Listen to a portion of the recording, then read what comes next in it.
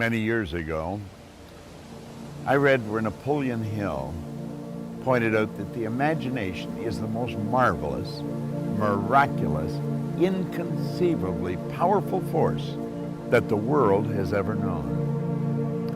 And you know, the average individual uses the imagination, if they use it at all, against themselves. They imagine what they don't want. They imagine problems coming. Let's begin to use our imagination the way God meant it to be used. It's the greatest creative faculty that we possess, and we can build anything we want with it. I want you to wander around your home or possibly your office and take a look at all of the conveniences that you have there that you didn't have, let's say, 2 years, 5 years, 10 years ago, 25 years ago.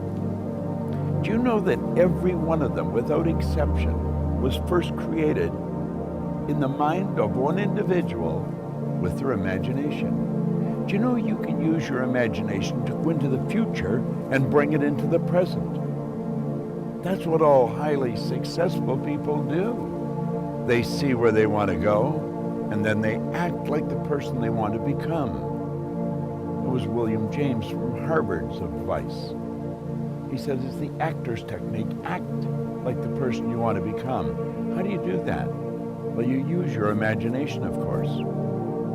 You see, it's a strange phenomena, but the greatest gift we've got is used very well up till the ages of 4 or possibly 5. The little child, we always wonder what's going on in their mind. They're using their imagination. They're building wonderful pictures in their mind. But then they get to school, and wham, like that, it comes to an abrupt halt. It's called not paying attention.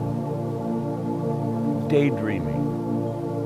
Well, what they were really doing was exercising a phenomenal mental faculty. You see, we can see, hear, smell, taste, touch. They're for our physical benefit. As long as we're living in a physical body and corresponding with the material world, we will use our sensory factors.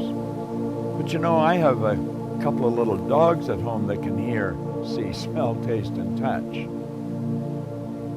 We've got higher faculties.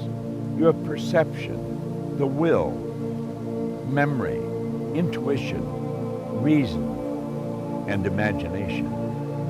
These marvelous tools. We can take our imagination and build an image in our mind of how we want to live. Block out what's going now. Don't let your present results have anything to do with this. Just what you want. And it's with your imagination that you will build it. Everything that we have, the camera that I'm speaking to right now, was first created in the mind of one individual. Think of how our world's changed. You see, we were gifted with these higher faculties. We're God's highest form of creation. We were created in God's image. We were given creative faculties to use. And you know, they're only used by 2 or 3% of the population. It's almost inconceivable that people would wander around with so much power and potential and squander it. See, the average person literally tiptoes through life, hoping they make it safely to death. It's such a shame, and it doesn't have to be that way. Think we have giant corporations and little wee creative departments. And the primary reason for that is the average individual really does not believe that they're creative. Now think. Everyone's creative, and no one is more creative than another. It's just that some have chosen to use their creative faculties to a greater degree than others. Imagination, your imagination. What do you want? How do you really want to live? Build the picture in your mind. There's a power that is flowing to and through you. A creative, unadulterated power. It can be photographed leaving your body. Way back in the 30s, Semyon Kurlin, the Russian photographer, perfected a form of photography where you can actually photograph a person's body and you will see the energy glowing from them. Well, that energy flows into your mind. And it's the images you build in your mind that's going to dictate the vibration that this instrument you're living in is in.